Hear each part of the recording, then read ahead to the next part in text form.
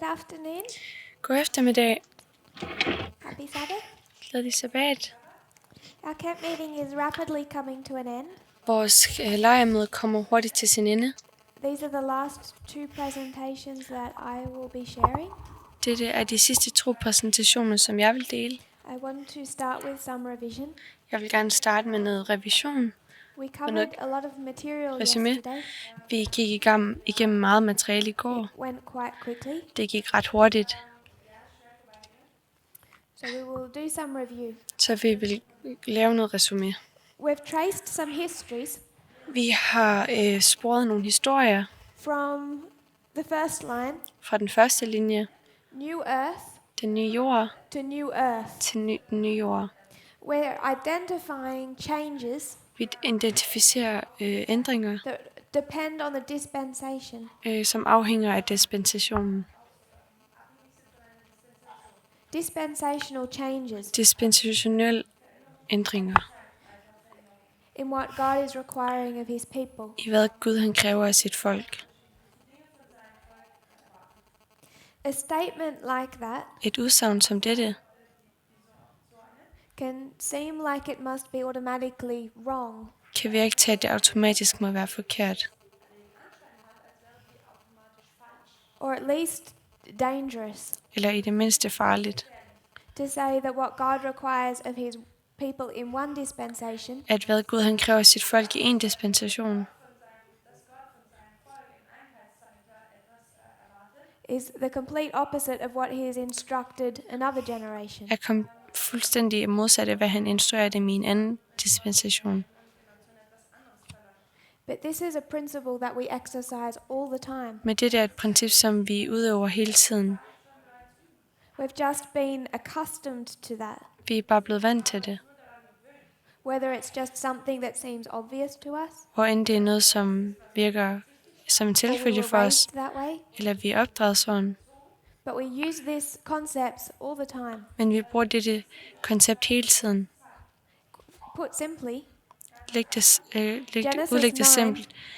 1. Mosebog 9. God says to Noah, Gud siger til Noah der, every moving thing that lives hver ting som will be your hver diet. levende ting, som bevæger sig, vil være en del af din diæt.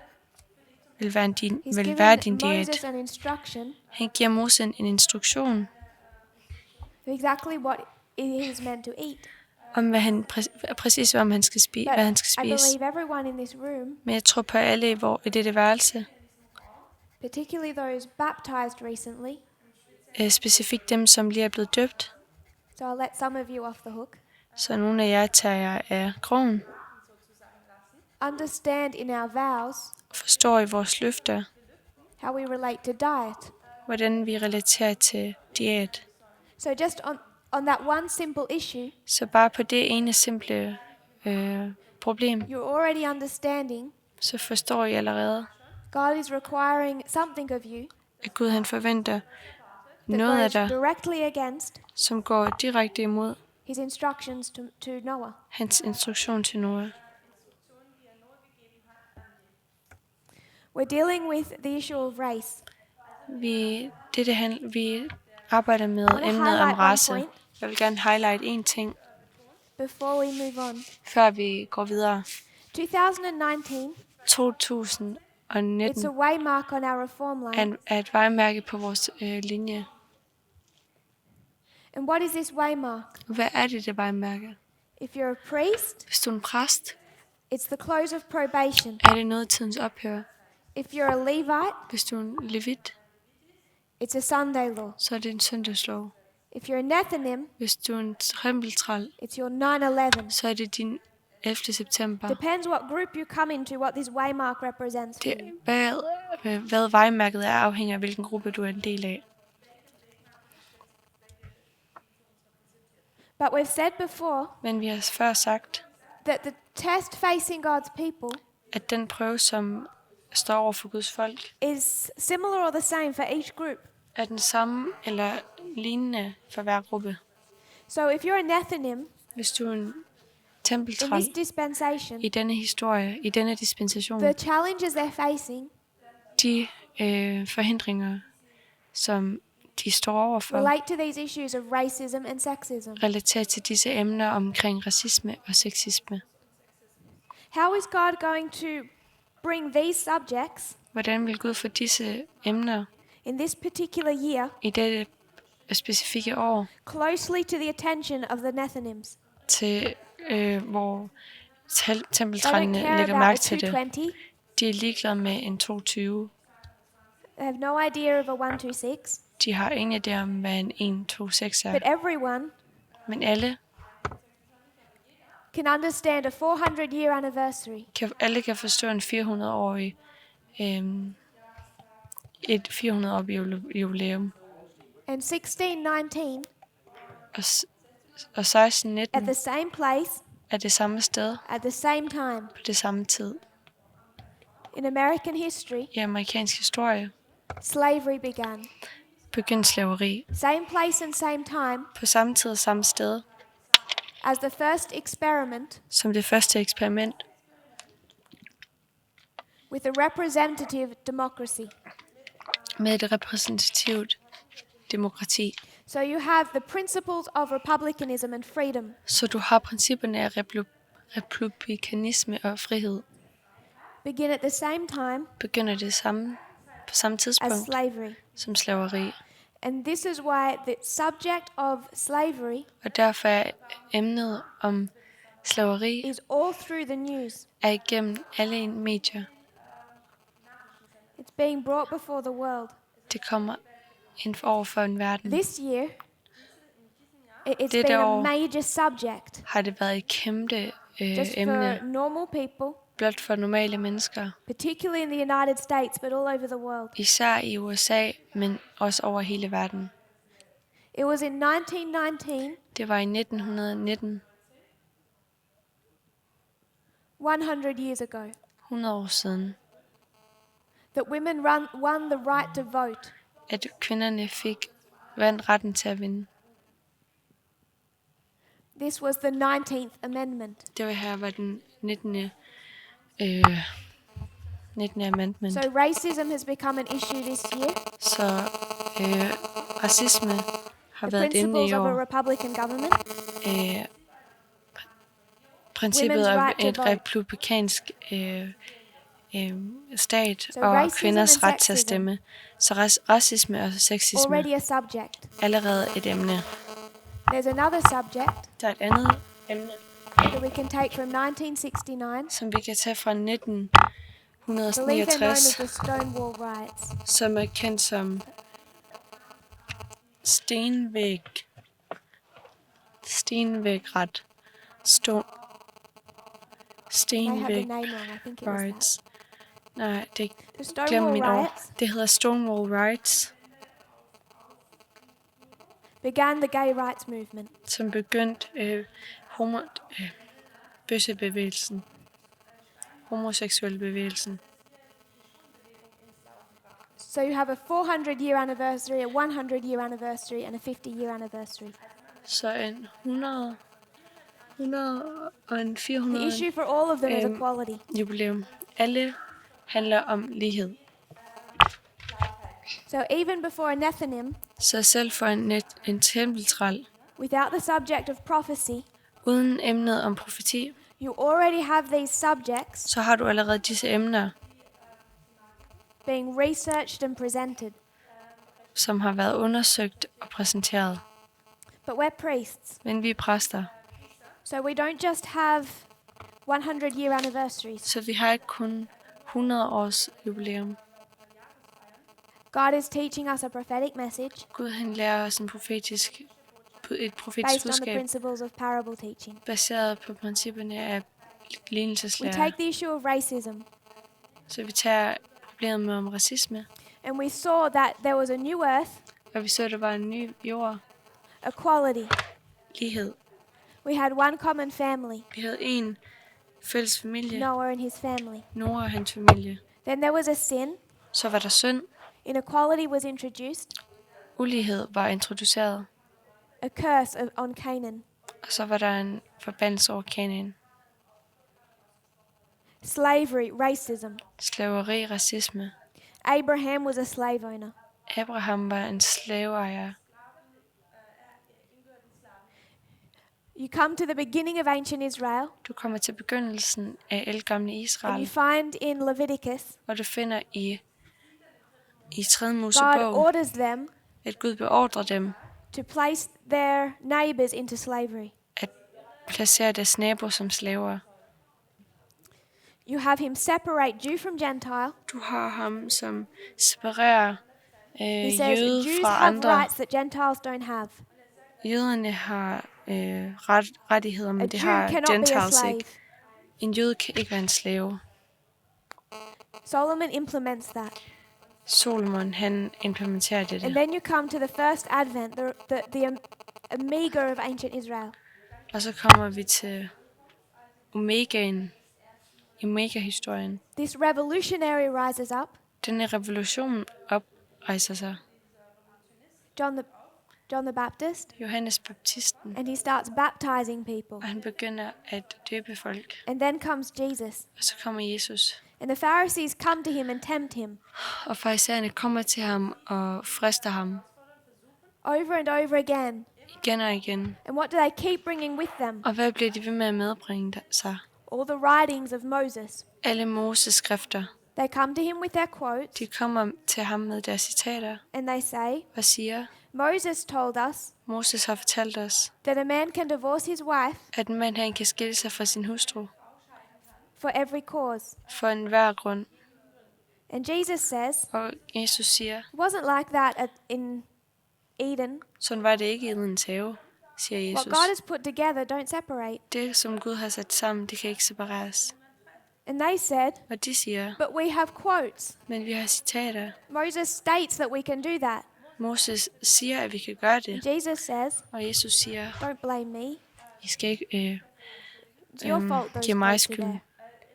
Det, It was the condition of your heart that put those quotes there. det er den situation, Jesus som says, I står i, som gør, at så siger Jesus, The truth will make you free. sandheden vil gøre jer fri. And they say, Og det siger, we're Israelites. vi er israelitter. We've never been slaves to anyone. Vi har aldrig været nogen slaver. How can you say you can make us free? Hvordan kan I sige, at I kan gøre os fri? Jesus says, Og Jesus siger, I don't care. jeg er ligeglad. You're in slavery. I er i You thought slaveri. that could never happen. Og det troede jeg aldrig kunne ske. The Pharisees say, Farisæerne siger, Abraham is our father. Abraham er vores far. Jesus says, Og Jesus siger, we're in a new dispensation. vi er i en ny dispensation. Jesus says Jesus siger to a crippled man, til en kryblet mand, pick up your bed and walk. tag din seng og rejs dig. And it's the Sabbath. Og det er sabbaten. And the Jews say, Og jøderne siger, Moses told us how to keep the Sabbath. Moses fortalte os, hvordan vi skulle holde sabbaten. You're breaking Du the bryder. writings of our alpha history. Du bryder skrifterne af vores And alfa-historie. Jesus says, Og Jesus siger, I do not accuse you to the Father. jeg beskylder jer ikke. Make an accusation against you. Jeg beskylder jer ikke foran vores far. There's another one that condemns you. Der er en anden en, som fordømmer jer. Moses condemns you. Moses fordømmer jer. The Moses you claim to trust. Den Moses, som I påstår at tro på. Because if you really believed Moses, For hvis I virkelig troede på Moses, you would have believed me, så ville I have troet på mig. for he wrote of me. Fordi han skrev om mig. What you have Det, som I har, is a difficult situation, er en svær situation. more difficult than we might realize. Mere svær, end vi indser. Because what they're doing For det, de gør, is they're coming to the same quotes, er fordi, at de kommer til de samme the same citater, books, de samme bøger, and reading them in two different ways. og læser dem på to forskellige måder. The Pharisees, they could recite long passages. Farisæerne, de kunne citere lange They know passager. well what Moses said. De vidste rigtig godt, hvad Moses han sagde. The problem is their methodology, Deres problem og deres metodik. how they interpret. Hvordan de fortolket. comes to Jesus En advokat kommer hen til Jesus and he says, "What do I do to inherit eternal life?" og siger, hvad skal jeg gøre for at tage del i det evige liv? And Jesus says, Og Jesus siger, "What is written in the law? hvad er det, der står i loven? How do you read?" Hvordan læser du? The lawyer says, Advokaten siger, "Love the Lord your God elsk Herren din Gud with all your heart, med hele soul, dit strength, hjerte, and mind, sjæl, styrke and thy neighbor as thyself." og dit sind og din nabo som dig selv. Jesus says, Og Jesus siger, "You gave the right answer." du gav det rigtige svar. It's a simple question, Det er et simpelt spørgsmål. deceptively simple. Forførende simpelt. All that lawyer had to do Ikke deceptivt, glem det. Det er årsag. was memorize the law Alt det, som de gjorde, det var at huske loven and recite it. og citere det. And I'm suggesting Og jeg foreslår, if he did that, at hvis han gjorde det, he would have failed the test, så ville han have fejlet testen. because that's the answer the Pharisees would have For given. det er det svar, som farisæerne ville have givet. Just take the quote Bare tag citatet, as it's written, som det står skrevet, recite it. og citere det.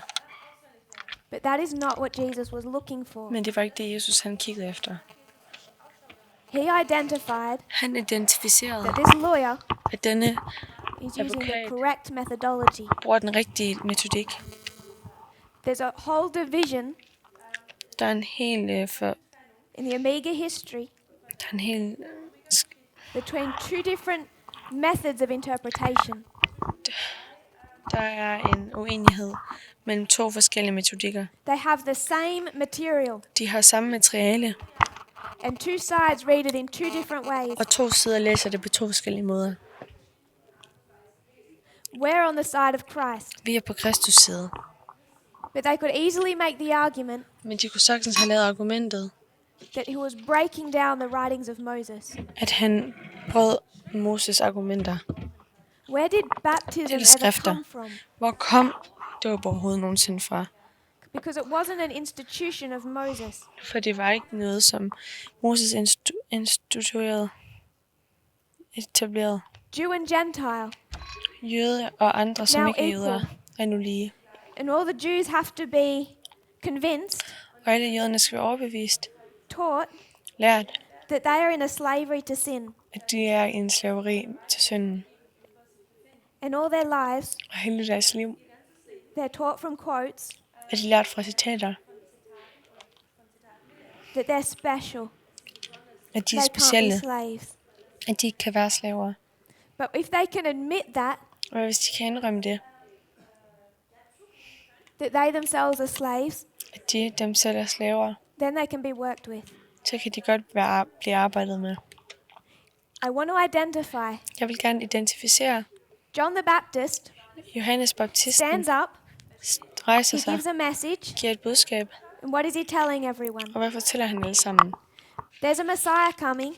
At der er en messias, som kommer, He's going to free you from the Romans, som vil befri jer fra romerne, kill all your enemies, dræbe alle jeres fjender, restore Israel. restaurere We're Israel. going to have this glorious kingdom. Vi skal have den her herlige konge, And these disciples rush to him. og disciplene, de skynder sig hen til ham.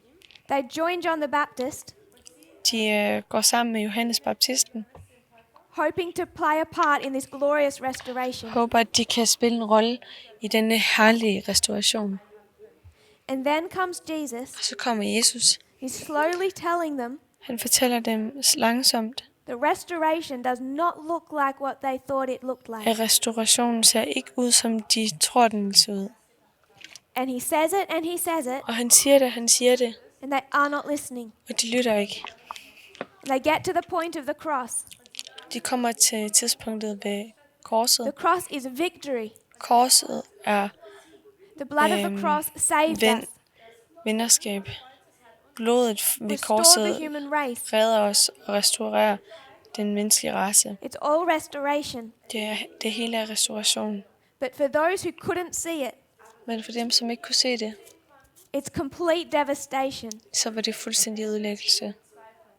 We have a widening chasm in this movement. between those who can see the restoration, mellem dem, der kan se restaurationen, in what this movement is going to look like, i hvordan denne vil se and ud, those who are devastated og dem, som er ulykkelige, because der they er ødelagt. like John the Baptist taught them, For de troede, ligesom Johannes Baptisten havde lært dem, it would look different. at det ville se anderledes ud. One set of information, 2 ways to read it. Et sæt af information og 2 måder at læse det på. 1260 years, 1260 år. Alpha of modern Israel. Alfa er moderne Israel.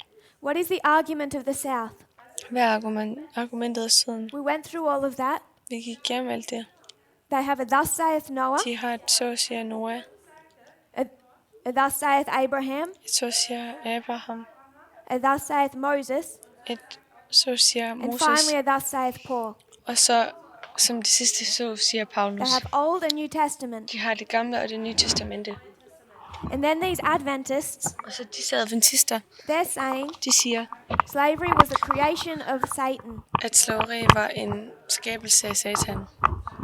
The South says, Syden siger, where is your quote? hvor det er citat.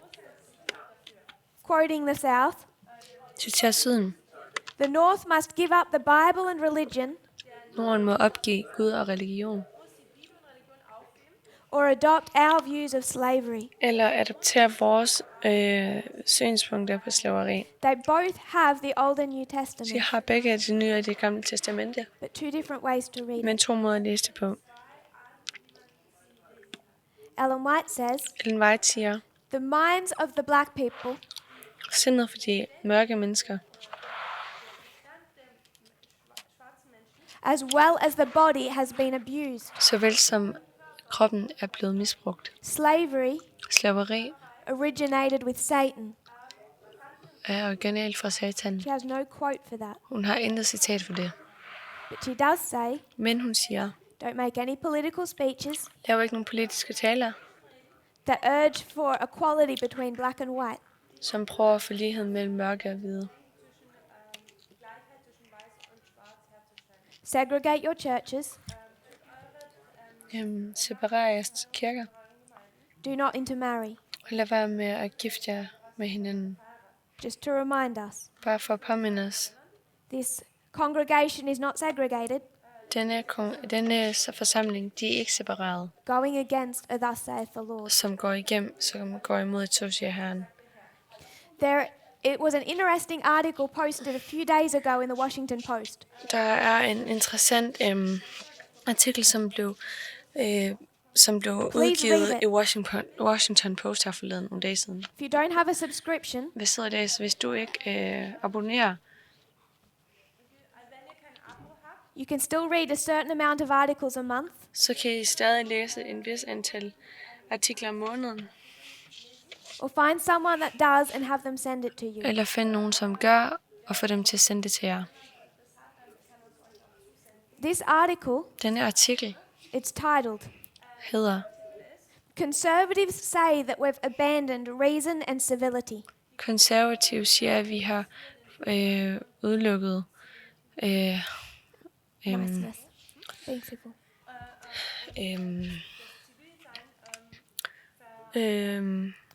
at vi ikke tænker mere. The Old South said that too. Det sagde det gamle syden også. It's this former conservative. Før konservative. I'm not sure what condition he is in now. Jeg ved ikke, hvilken Grew up conservative. tilstand han er i nu. Han er opvokset konservativ. Home, closest friends and family conservative. Hjemmet var de, og tætteste venner var He konservative. grew up in Virginia, Han var opvokset i Virginia. obsessed with the Civil War, Betaget af borgerkrigen. reading all the diaries of the soldiers.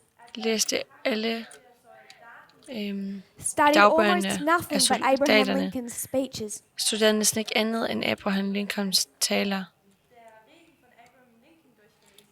Wrote his thesis on the Lincoln Address. Skrev hans tale på Lincoln-adressen. studying not just the writings of the North, but also of the South. Studerede ikke kun skrifterne fra Norden, men også fra Syden. And he's troubled Og han har rejst, because what he can see fordi det, som han kan se, is that all the same arguments used then er, at alle de samme argumenter, som er brugt der by the South, af Syden, he's hearing again today. hører han igen i dag. He finally figured out, Han har endelig fundet ud he af, finally understood han forstod endelig, why he had this feeling of déjà vu. hvorfor han havde den her følelse af déjà vu. It's a long article. Det er en lang artikel. I want to highlight two people he's targeting. Jeg vil gerne pointere But in to reality, folk, there's som at least han 6. taler om. Men der er mindst 6. I'm highlighting these two Jeg highlighter disse 2, because it's these two for det er disse 2, that I know people in this movement listen to and respect. som jeg ved, folk lytter til og respekterer. Ben Shapiro, Ben Shapiro Jordan Peterson. og Jordan Peterson. What he's saying Hvad han siger, is that the arguments, the rhetoric, er argumenterne. the language, Det er argumenterne om being used by sproget, them today, som bliver brugt af dem i dag. the so-called reasonable right, Den såkaldte den, is identical to that of the South. det er identisk til Syden. What the problem is, Problemet er, we don't realize how well the South argued. vi forstår ikke, hvor godt Syden argumenterede. He says, Han siger, most Americans are unfamiliar de fleste amerikanere er uvidende with the actual language of the South. med det faktiske sprog af Syden. They rarely declared slavery to be good De sagde knap nok, at slaveri var godt. or said black people weren't equal. Eller sagde, at mørke mennesker var ikke lige. They rarely talked of slavery itself. Instead, they claimed that they themselves De påstod i stedet for selv, were the defenders of reason at de er beskyttere af rimeligheden, eller af tankerne, reason, free speech, fri tale and civil discourse. og civil uenighed.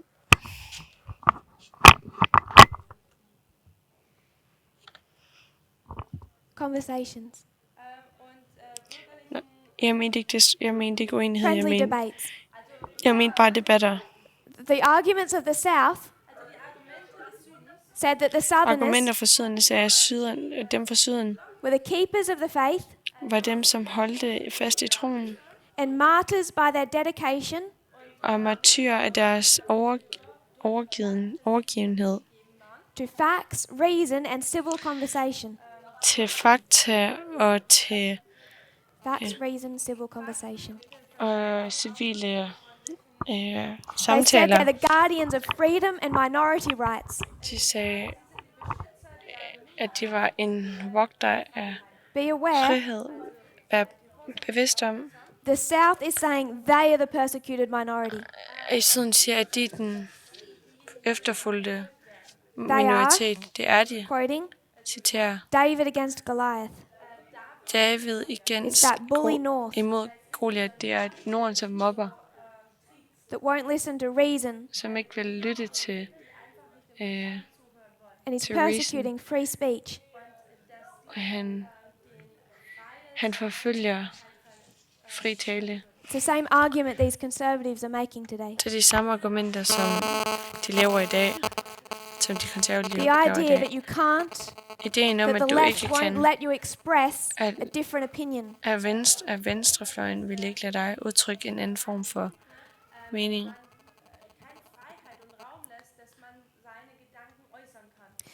This writer makes the point. Den forfatter giver pointen. Fox News is the most watched cable news network on television. Fox er noget af det mest sete på internettet. Ben Shapiro's book Ben Shapiros bog It's a New York Times #1 bestseller. er New York Times første bestseller. Jordan Peterson's shows are booked out. Jordan Petersons shows er booket. Fuldt udbooket. Their YouTube channels have over 1 million subscribers. Deres YouTube channel har mange Conservatives control har the mange presidency, the abonnenter. Senate, and the Supreme Court.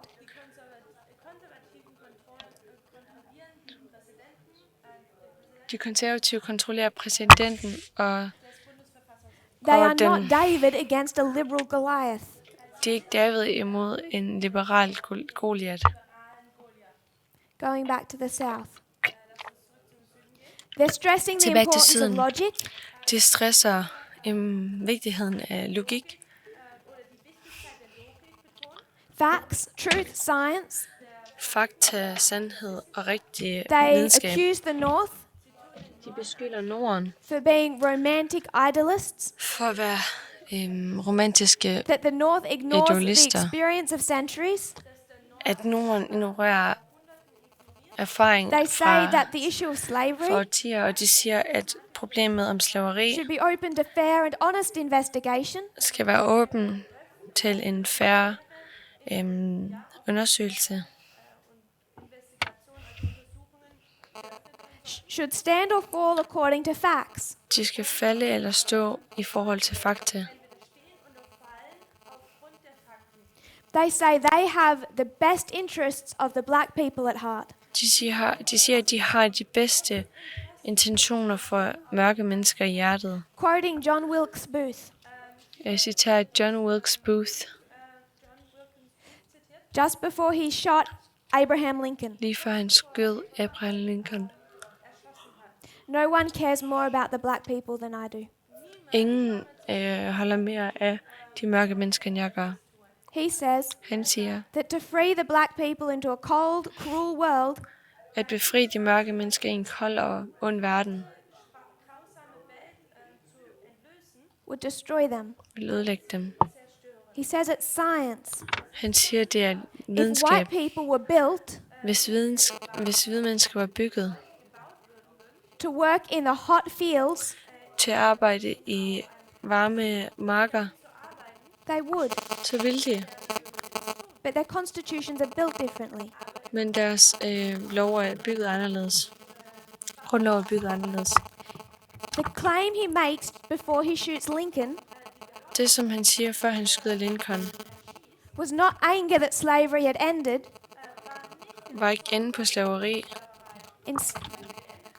Instead, he laments I stedet for græder han, that he no longer feels comfortable at han ikke længere føler sig komfortabel. expressing his thoughts and feelings Udtrykker sine følelser og about hans tanker og slavery følelser omkring slaveri in good company.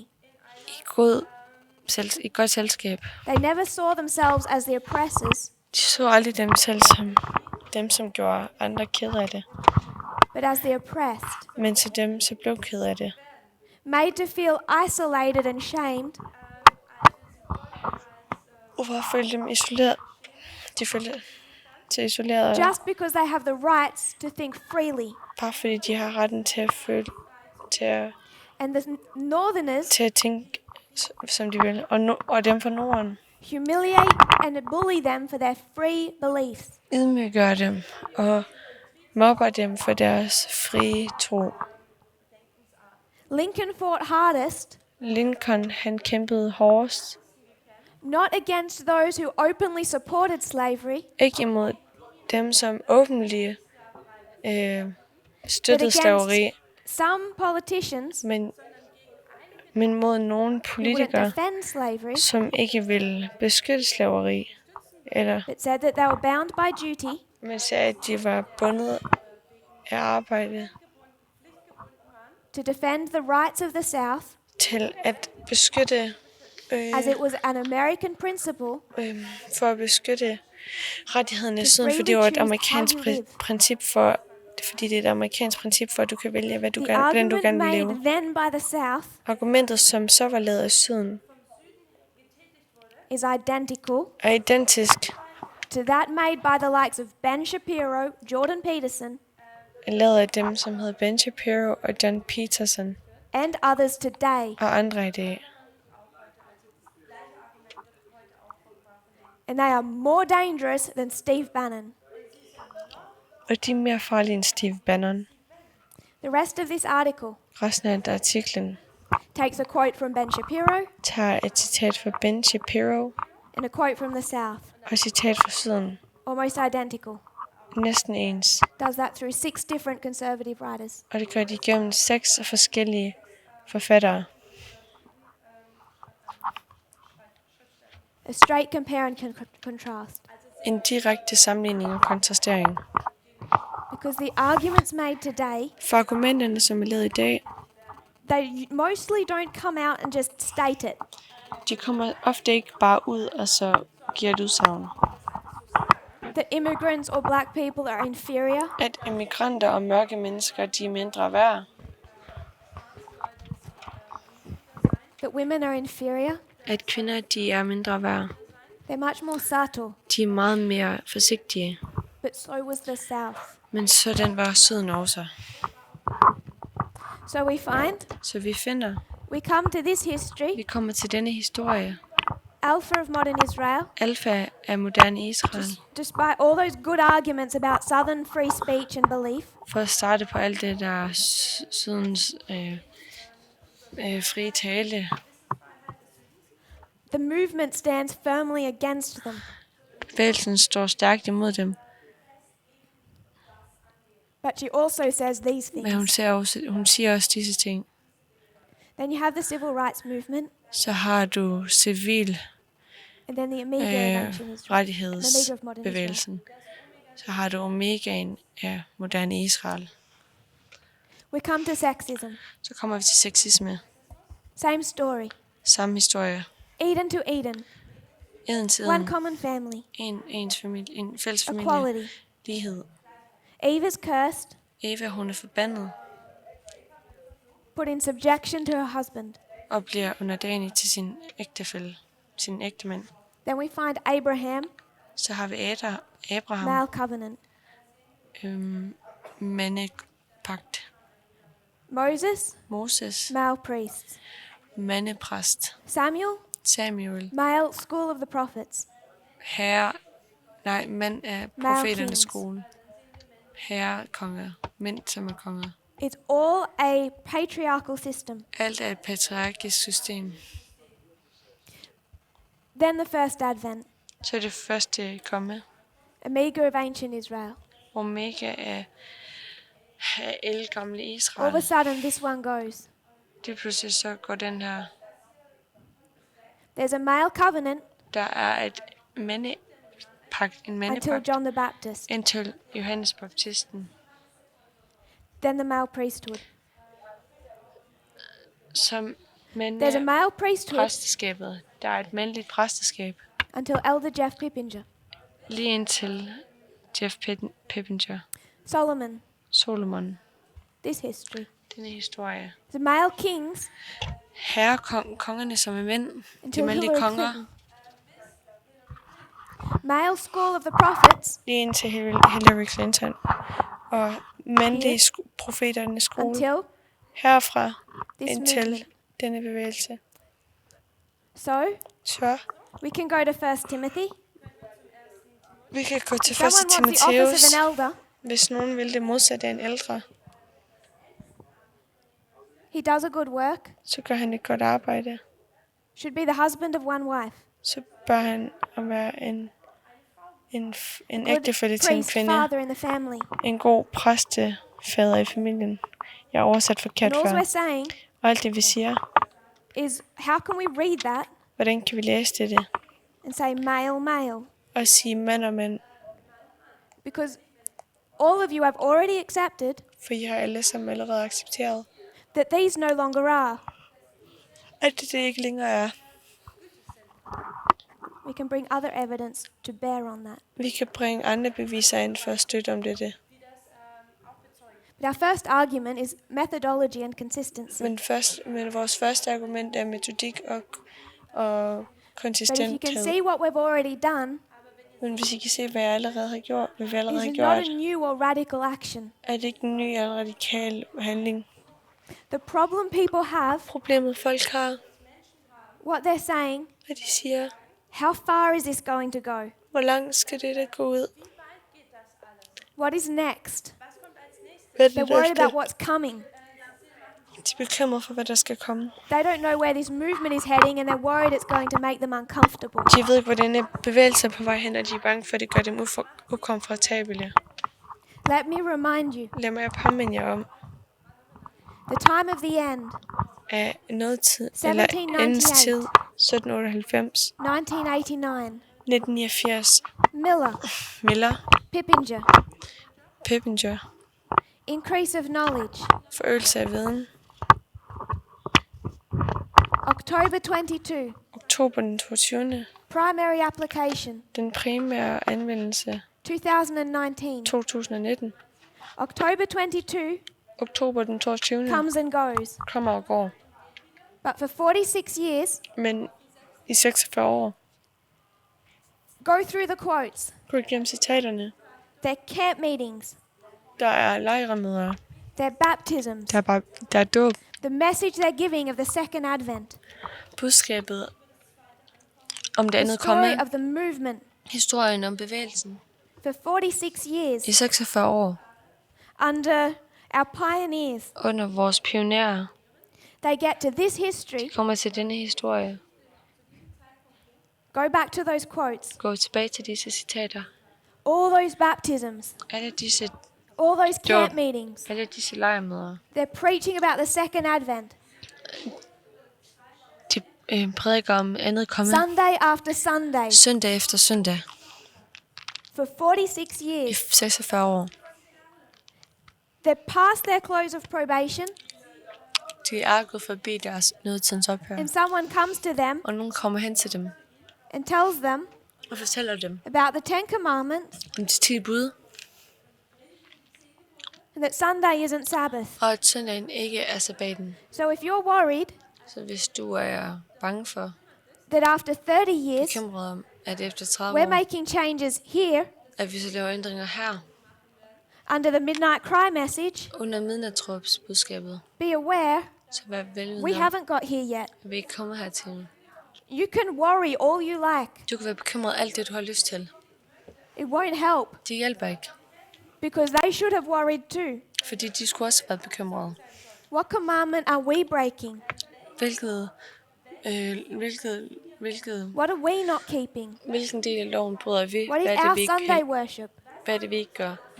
Hvornår vores... I don't know. None of us know. Jeg ved det ikke. Ingen af os ved det. But you can be sure Men du kan være sikker på, that there is more information at der er mere viden, still information, coming, som stadig er på vej. that at every increase of knowledge At ved enhver forøgelse af and viden formalization og will make you uncomfortable. etablering vil gøre dig ukomfortabel. That's what it's designed to do. Det den er designet til at gøre. But if you can see that as Men hvis du kan se positive, it makes det it som noget easier. positivt, så vil det gøre det nemmere.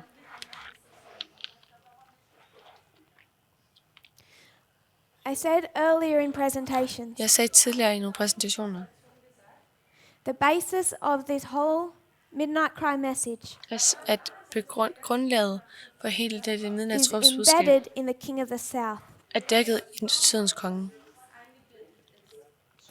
We go from Acts 27 Vi går fra Apostlenes Gerninger 22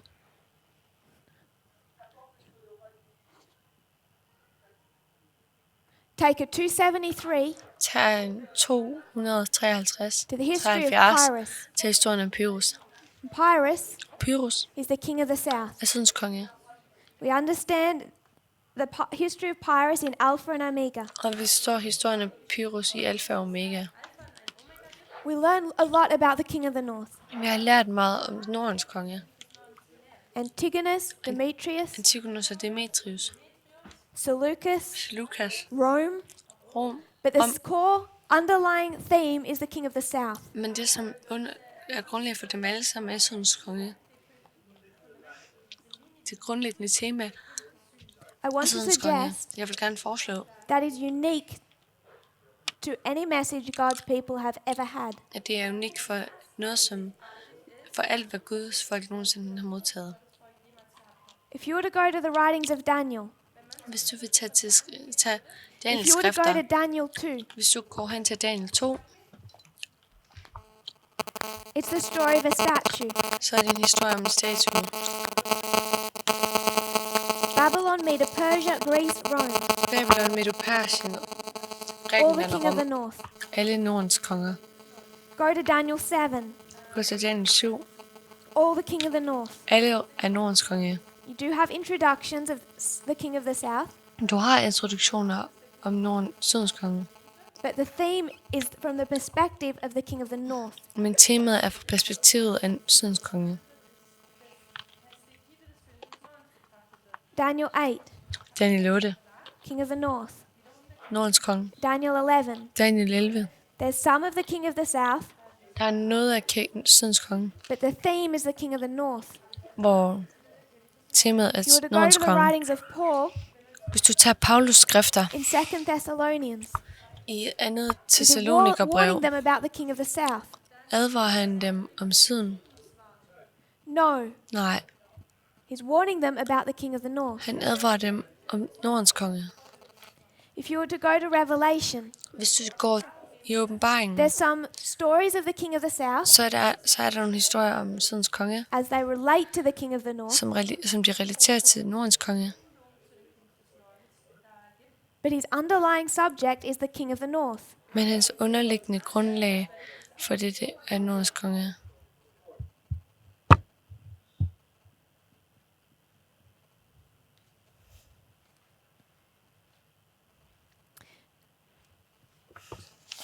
If you were to go past Bible history Hvis I vil spole forbi bibelsk historie to the Reformation til reformationen, and Martin Luther, Martin Luther. who was Martin Luther fighting? Hvem kæmpede Martin Luther imod? The king of the north. Nordens konge. The king of the north has always been the focus of our study. Nordens konge har altid været temaet for vores studier. And if you were to ask someone Og hvis du spurgte nogen to teach you about the structure of the king of the north, at fortælle dig om strukturen om Nordens konge, they could take you to many passages. så kunne de tage dig til mange passager. They could talk about the woman riding the beast De kunne tale om kvinden, som rider på bæstet, and a statue og statuen, and a cup. og en kop. All these different symbols relating to it. Alle disse forskellige symboler, som relaterer til det. But if you ask people, Men hvis du spørger folk, what are the characteristics of the king of the south? hvad er karakteristikkerne af Sydens konge? What do they say? Hvad siger de så? They start to get confused. De begynder at blive forvirret. They ramble something about atheism. De begynder at tale om ateisme. And if you push the point, Og hvis du presser pointen, no one knows. så er der ingen, der ved det. No one will tell you about the king of the south. Ingen vil fortælle dig om Sydens konge. Because all they have identified For alt, hvad de har identificeret, is based on the king of the north. er baseret på Nordens konge. And the king of the south causes no end of confusion. Og Sydens konge gør ingen forvirret. But we overlook it. Men vi overser det. Overlook it.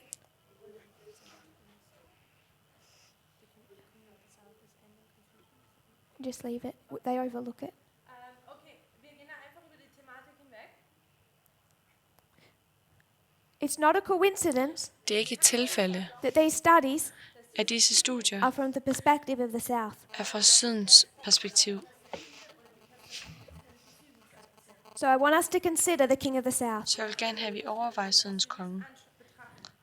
A favorite quote is Great Controversy. Et yndlingscitat er fra Den Store Strid, 269, 269.2, paragraph 2. paragraf 2. På She's engelsk, talking about the great city, hun taler om den herlige by, den store by. spiritually 2:6. Egypt. Det er spirituelle Egypten, det åndelige She's going to Egypten. line up atheistic France Hun vil sammenligne ateistiske With Egypt. Frankrig med, hun vil You have a linje dem model op. of the king of the south and the king of the south. Hun vil linje dem Sydens konge She says op of med Egypt, Nordens konge. Hun siger Egypten. no nation was ever so bold Ingen nation var så in denying the existence var så ærlig of the living i God fornægtelsen om en levende Gud and resisting his commandments. og modstod No king hans befalinger. was Ingen more konge openly rebellious var nogensinde mere åben rebelsk against the authority of heaven imod himlens autoritet than Pharaoh. end faraoen. She goes through Exodus 5. Hun går igennem 2. Mosebog 5. She says this is atheism. Hun siger, at det der er ateisme. The nation represented by Egypt Nationen, som er repræsenteret af Egypten, would have a similar voice, vil have en would lignende make similar stemme, denials vil lave en lignende against the authority of God benægtelse imod Guds autoritet, and would have the same spirit og vil have den samme ånd of unbelief and defiance. af ingen tro, og That city is also Og fornægtelse. spiritually Sodom. denne by er også åndeligt Sodoma. So we have a few different countries Så highlighted. vi har nogle få forskellige lande, som bliver pointeret. We know the subject is the markeret. French Revolution. That's chapter 15. Vi ved, at emnet af den franske revolution, det er kapitel 15. So she's discussing. Så hun diskuterer, Where is the rubber? hvor er væsken.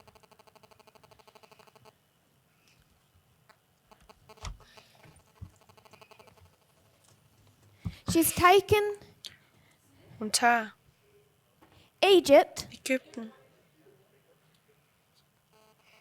its characteristics, dens karakteristika, connected it to the characteristics of Sodom, og sammenligner det med Sodomas karakteristika. all in an endeavor to explain atheistic France. Alt for at forklare ateistiske Frankrig. Saying these have the same characteristics, Siger, at disse har de samme karakteristikker. an unbelief and defiance against God.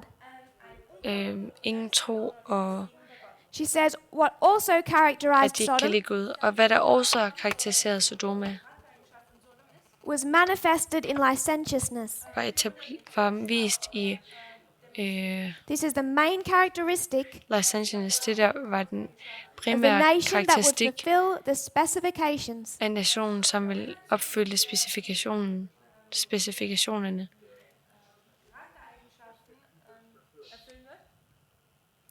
Egypt, Sodom, French Egypten. Revolution, France. Egyptens Sodoma og den franske revolution. She talks about licentiousness. Hun taler om tøjleløshed.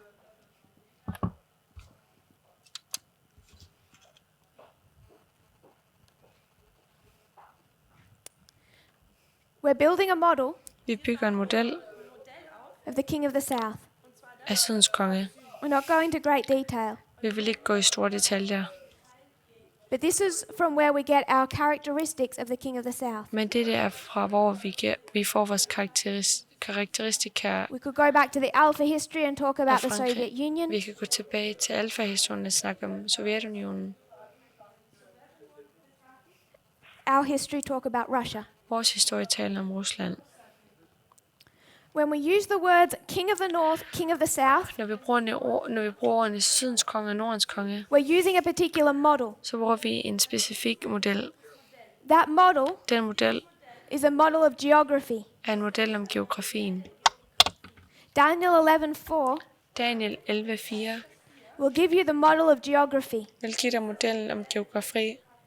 Alexander the Great is going to die, Alexander den Store vil dø, and when he dies, og når han dør, his kingdom is going to be divided så bliver hans rige delt into the four winds of heaven. til de 4 vinde af himlen.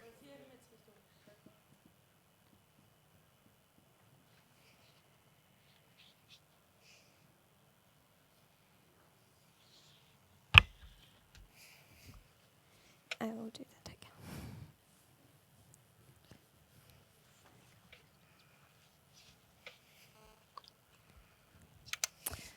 It's divided to the 4 directions of the compass.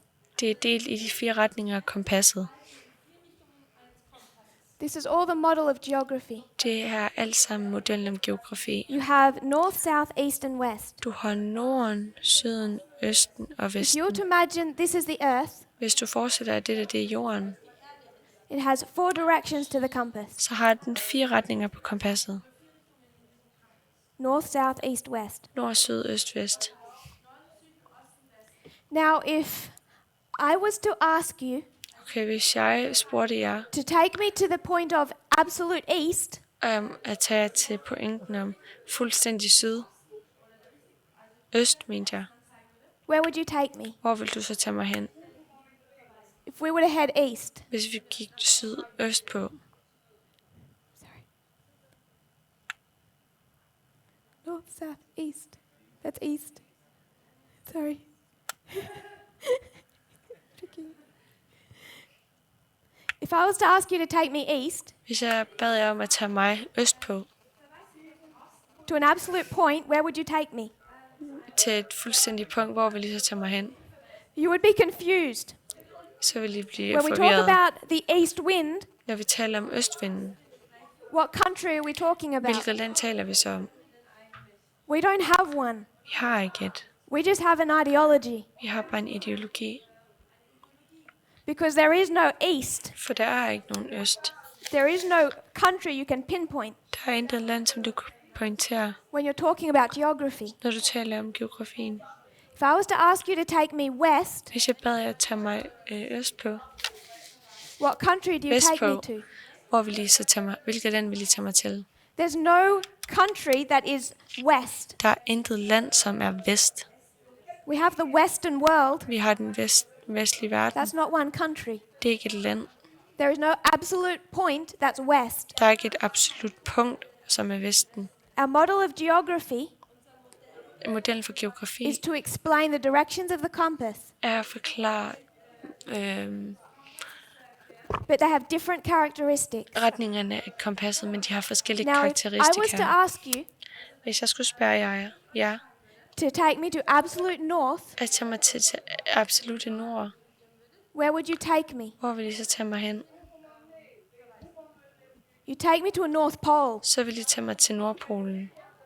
It's a point, Nordpol, det er which is why when we et talk punkt. about the north, Så det er derfor, når vi taler om Norden, you can identify a kingdom, så kan du identificere et kongerige, one country. et rige, et land.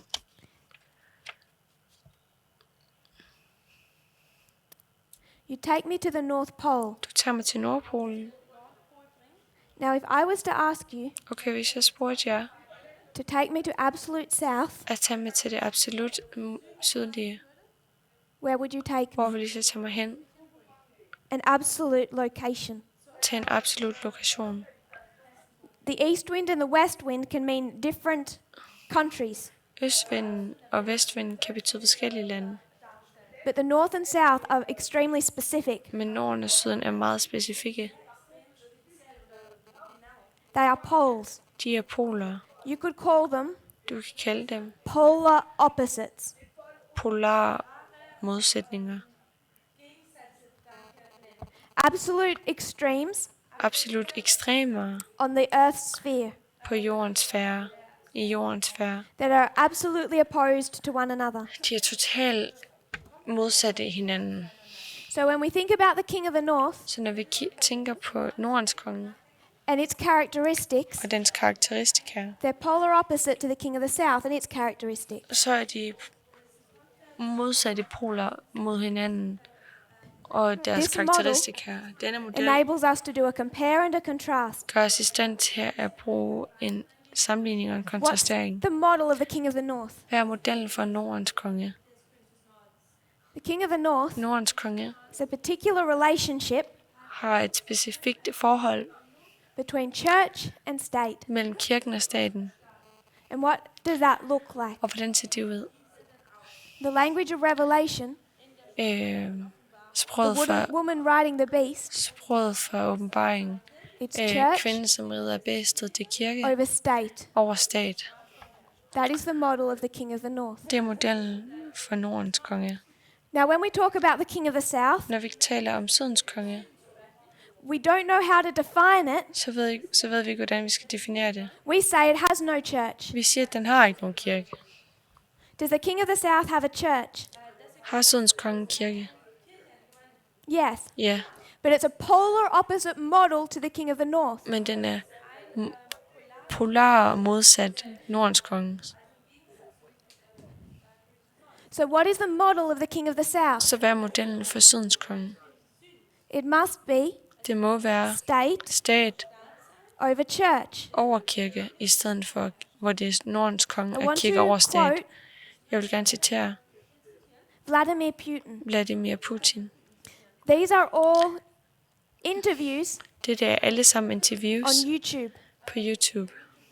I've typed them directly from his mouth, Jeg har taget dem direkte fra hans mund, but for translation, I will paraphrase. men på grund af oversættelsen vil jeg bare genfortælle. He sees that America Han ser, at Amerika takes in more and more immigrants, tager flere og flere immigranter, and he says that as far as he og han understands, siger, så langt som han forstår, its white Christian population så er det hvid kristen population, is outnumbered. som bliver i Of mindretallet. course, this has changed only recently, Selvfølgelig har det kun ændret sig her på det sidste. but white Christians are now a minority. Men hvide kristne er nu en minoritet. I'm still quoting him. Jeg citerer ham stadig. The world is going through a global dramatic change. Verden går igennem en global, dramatisk forandring.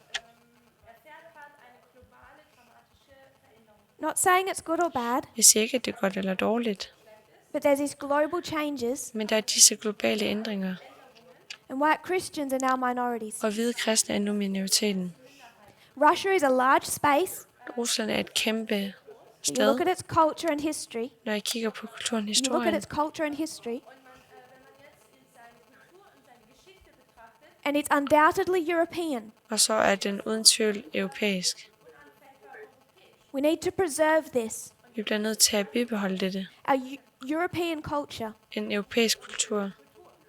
Everything he's sowing, Alt hvad det så, the ideology of a white er supremacist, ideologien om en hvid overlegenhed.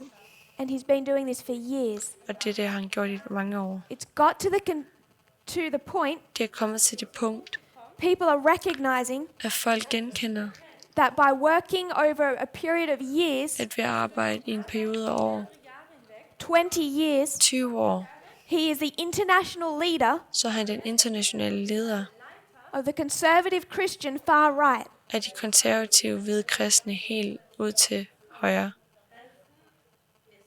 Quoting a pro-Russian society based in Italy. Jeg citerer en som er for russisk, Pro-Russian society. en der er for russisk samfund. I may be speaking heresy, Jeg taler måske but Putin looks more like a pope to me than falsk lære. Francis. Men Putin han ligner mere en pave en francisker. By the way he lives and demonstrates Christianity. Han udlever og demonstrerer kristendom. The greatest, proudest and strongest advocate Den største og stolteste of our Christian values af vores kristne værdier is Vladimir Putin. er Vladimir Putin. Quoting Vladimir Putin again, Citerer Vladimir Putin igen. he says, Han siger, Russia is an orthodox Christian nation.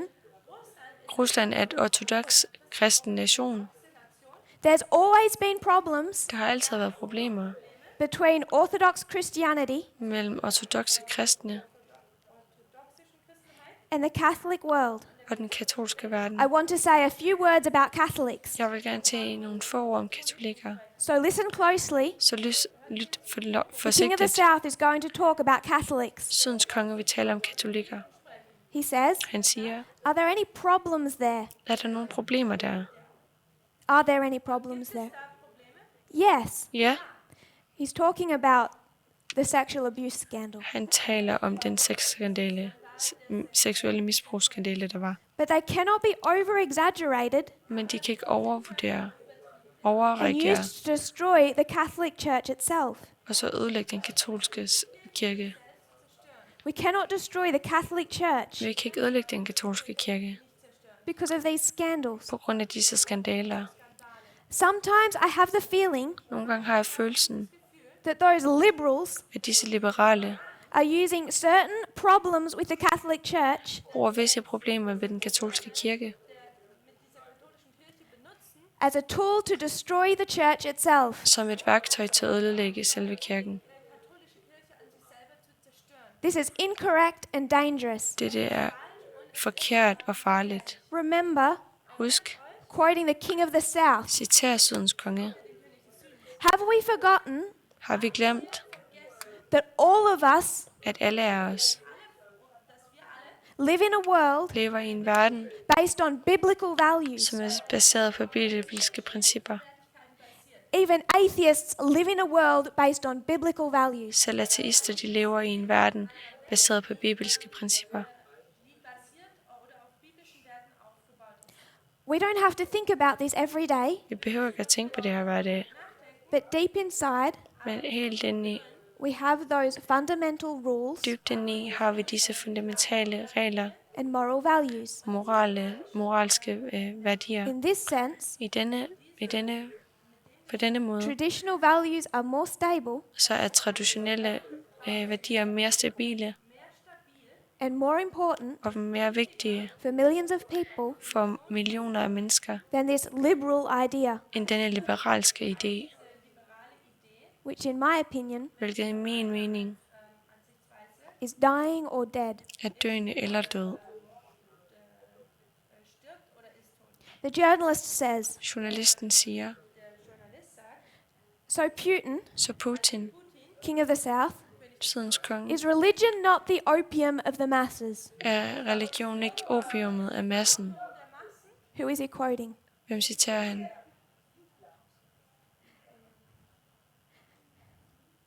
Is religion the opium of the masses? Er religion opiumet af massen? Vladimir Putin says, Vladimir Putin siger, no, it is not. nej, det er det ikke. Our world is biblical values. Vores verden er bibelske principper. Defending Bibelske those værdier, white Christian conservatives. som beskytter disse hvide konservative kristne. He forged a close relationship with the Orthodox Church. Han fik et tæt forhold til den ortodokske The kirke. official spokesperson for that church, Den officielle talsperson for denne he said, kirke sagde, the very idea of the separation of church and state selve ideen om en separation mellem kirke og stat is a peculiarity of the West, er noget helt særligt i forhold til Vesten. because the King of the North is in a church-state relationship, Fordi Nordens konge er i et forhold mellem kirke og stat. the King of the South says the idea to separate the two is foreign to us, At Sydens konge siger, at ideen for at separere disse ting for os er because the King of the South is a church-state relationship. ikke kendt for os, fordi Sydens konges journalist situation asks, er forhold mellem kirke og stat. Isn't Journalisten Putin spørger, controlling the church kontrollerer Putin ikke kirken to expand his power? for at få mere kraft og The magt? spokesperson for the Orthodox Church Talsmand for den ortodokse kirke siger, says, well, that's one explanation. altså det er en form for So it's a very forklaring. simple one we often hear from you in the West. Det er en meget simpel en, vi ofte hører fra jer i Vesten. But he doesn't deny it because he knows it's true. Men han benægter det ikke, fordi han ved, at det er sandt. Vladimir Putin for 20 years Vladimir Putin i 20 år has been building an image har bygget of himself et billede af ham as the selv spokesperson, som denne talsperson, the hero helten for those persecuted minorities, for denne white evangelicals. forfulgte minoritet, hvide Which evangelikere. is why when they see Donald Trump Så er derfor, hvilket når de ser Donald Trump, and he's friendly with Vladimir Putin, og han er venner med Vladimir Putin, they don't care så er de ligeglade, or they're happy Ellers så er de glade. Vladimir Putin is who you want. Vladimir Putin er ham, som du gerne vil have. Because that liberal Obama For denne liberale Obama allowed gay marriage. tillod homoseksuelle ægteskaber. How are you treated if you're homosexual in Russia? Hvordan bliver du behandlet, hvis du er homoseksuel i Rusland? The problem is, Problemet er, we take quotes vi tager citater, that talk about licentiousness of Sodom, som taler om tøjleløshed af Sodoma, and we describe Sodom as being destroyed because of homosexuals. og vi beskriver Sodoma som værende destrueret på grund af tøjleløshed, Not getting into any arguments. uden at gå ind i nogle But you argumenter. know now, Men du ved nu, we're misusing those quotes. at vi misbruger disse citater. Because if this is a King of the South model, For hvis det der er Sydens Konges model, Russia is licentious, så er Rusland tøjleløse, but not because of gay people. men ikke på grund af They're the homoseksuelle. evangelical far right. Det er evangelikerne, som er højreorienteret. The King of the North is a church-state combination Nordens konge er en kombination mellem kirke with og the church stat, at the top. hvor kirken er i toppen. We take that model Vi tager den model, and we use it over and over again, bruger den igen og igen. and we've done that Det har vi gjort for thousands of i years tusinder af år, to build the argument for at bygge argumentet om, of what an ugly picture it is hvilket grimt billede det if you er, have a woman over the man. at du har en kvinde over manden. But for thousands of years, Men i tusinder af år we have never understood har vi aldrig forstået the polar opposite. bipolaren af det. We switch it, Polar and you modsætning. look at Egypt, Sodom, France, Soviet Union, or Russia, Vi vender det om og kigger på Egypten, Sodoma, Frankrig, Sovjetunionen og Rusland. and what characterizes all of them Og hvad karakteriserer det med? is not atheism that's too simple. Det er ikke ateisme, som er simpel. It's the state Det er staten over the church. over kirken. And if you want to say Og hvis du gerne vil sige, woman over man, at det er kvinde over mænd, it's man over woman. og så er det også mænd over If kvinder. this is satanic, Hvis det der er satanisk, this is satanic. så er det der også satanisk. Ellen White describes it as atheism. Ellen White beskriver det som ateisme. But if you look at the King of the South, Men hvis du kigger på Sydens Konge, I would suggest så vil jeg foreslå, it's more of a scale. så er det mere en skala. You have the model of the King of the South, Du har modellen af Sydens Konge, state over church. stat over kirke. It can start Det kan starte like Russia today. som Rusland i dag. It looks Russian Today. friendly. Det er et sted, hvor man kan læse It noget looks her. peaceful. Det ser venligt ud, det ser roligt ud. Many people like this model. Mange modeller kan godt lide denne model. The evangelical world like this model Evangelikerne kan godt lide den model. Glem det der med Russian Today. because er Russia bare- is this patriarchal, Vi snakker blot om Rusland i dag, som er patriarkisk, strongman country som er et holding land, som er moral stærke med beliefs mænd, som holder moralske as a wall værdier. against that liberal West, som en væg mod det liberale Vesten, holding back the tide of homosexuality and immorality. holder tilbage den bølge af homoseksualitet But it og starts noget off as control. andet. Men det starter som kontrol. You could say that's Russia today. Du kan sige, at det er Rusland i dag. This is the model, Det er modellen, but it's on a sliding scale men den er på en glidende as to skala how far that abuse goes. i forhold til, hvor langt dette misbrug det går. It starts off as control. Det starter som kontrol. It turns into a silencing. Det bliver til en stilning, til stilhed. Then the church is told to be quiet. Så bliver kirken bedt om at være stille. Then it can turn into abuse. Så kan det blive til misbrug. And finally, when you get to atheistic France, Når du endelig kommer til ateistiske Frankrig, It's death. så er det død. That's the story of atheism. Det er historien om ateisme. We concentrate on that. Vi koncentrerer os This om is what dette. happens to the church. Dette er, hvad der sker ved kirken. But this is all the model of the king of the south. Men det er alt modellen af Sydens Konge. Depending on the age Det kommer ind på alderen and the wishes of the state, og ønskerne it fra exists at staten, different levels. så eksisterer det i forskellige niveauer.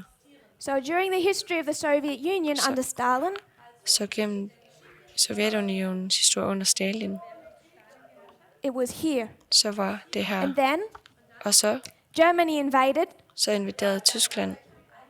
He needed the church on his side, Han havde brug for kirken på hans side, so it went back up to about here. så det kom op igen hertil cirka. Just enough so that they would support him against Hitler. Bare lige nok, så de ville støtte ham imod Hitler. Så de ville støtte dem imod Hitler. If the North has a church Hvis nogen har en kirke, and they're in a relationship, og de er i et forhold, the polar opposite must too. så må den bi-modsætning også have. This is why the Midnight Cry message Det er derfor, at midnatsråbet had to be based må være baseret on the King of the South. på Sydens Konge. Because it's the King of the South Fordi det er Sydens Konge, that teaches us som lærer os, about equality. om lighed. For thousands of years, I tusindvis af år, God's people have opposed this, så har Guds folk været imod dette. and I would suggest Og jeg vil foreslå, they've lived like this. at de har levet sådan her. It's been the model of ancient Israel, Det har været modellen af ældgamle the Israel. model of modern Israel. Det er modellen af moderne This is Israel. what our boards look like in this movement. Dette er sådan her, det ser ud i vores bevægelse.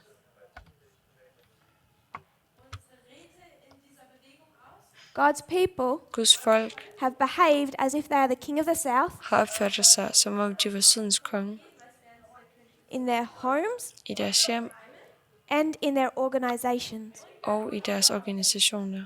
That is what we are learning to correct today, Det er det, vi lærer at lave om. which is why we're on Gør time rigtigt i dag, og det er derfor, vi er lige på tiden to understand til at forstå the working and structure of the King of the South. arbejdet og strukturen af Sydens Konge. We cannot keep saying it's atheism and licentiousness. Vi kan ikke blive ved med at sige, det er ateisme og tøjteløshed. One final point and then we will close. En sidste pointe, og så lukker vi. Elder Tabo spoke this morning Ældre Tabo, han talte her i morges about prophetic time spans. om profetiske tidsrammer. I want to give us one. Jeg vil gerne give os en.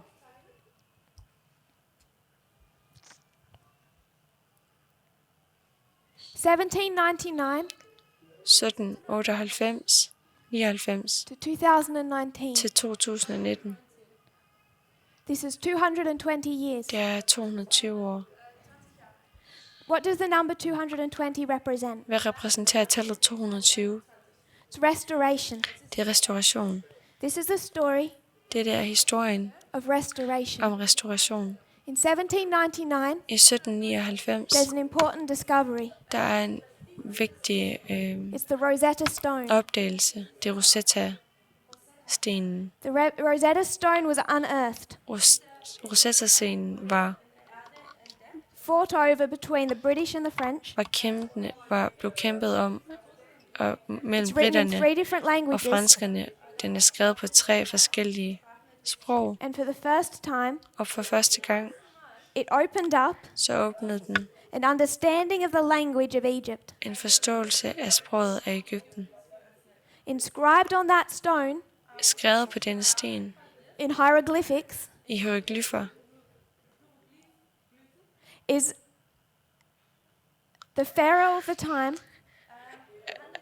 er farellen af tiden. describing how he related to his church, Når faraoen af tiden, og hvordan han beskrev forholdet til hans kirke. describing his church and state Han relationship. beskriver hans kirke og statsforhold.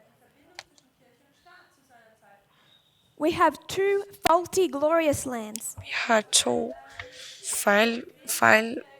fejlagtige We know there's herlige a third lande. glorious land Vi ved, at der er et tredje herligt land, that is not Canaan or America. som hverken er Kanaan eller Amerika.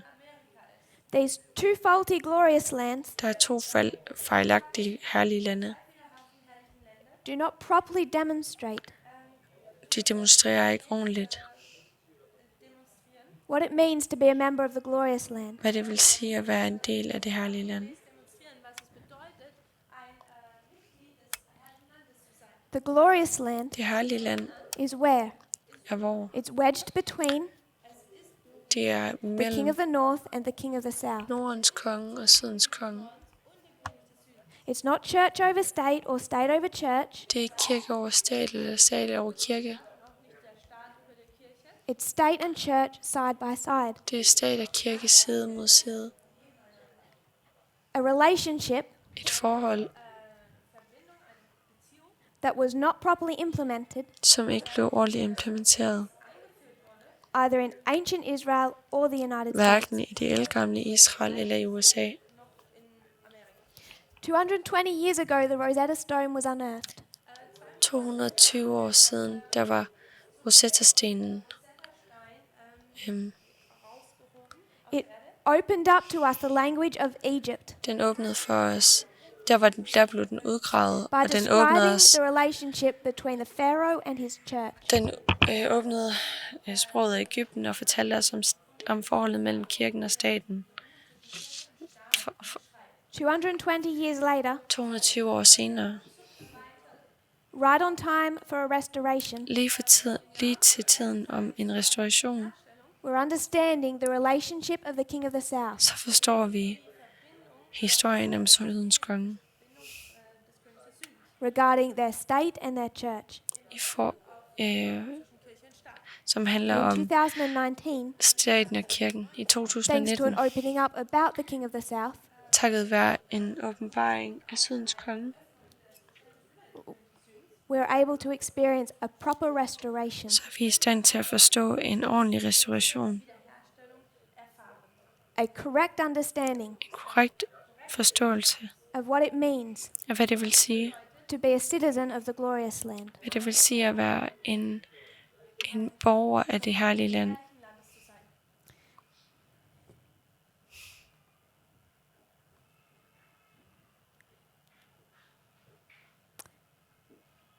I want to revise, but I can't remember anything I just said.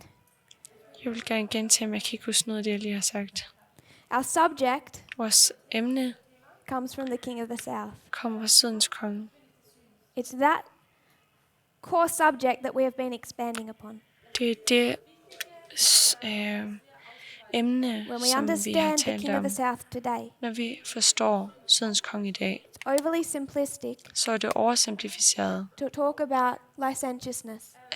Oversimplificeret at tale om tøjløshed og ateisme. We need to reconsider Vi skal genoverveje, what we're taking from Sodom hvad vi tager fra Sodoma into Russia. ind i Rusland. What side of the argument Vladimir Putin is on, Hvilken side af argumentet, hvor Vladimir Putin han er. as we find him defending the Catholic Church Nu hvor han beskytter den katolske kirke against the immoral liberals.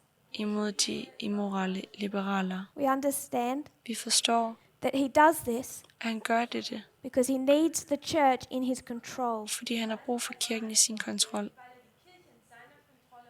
and under his power. og under hans magt.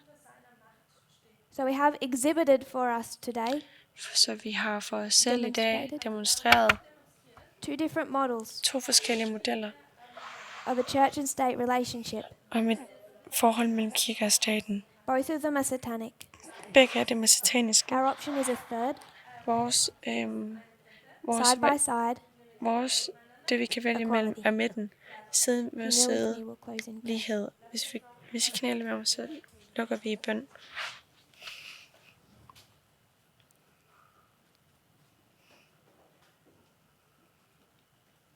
Dear Father in heaven, Kære far i himlen, thank you for today. tak for i dag.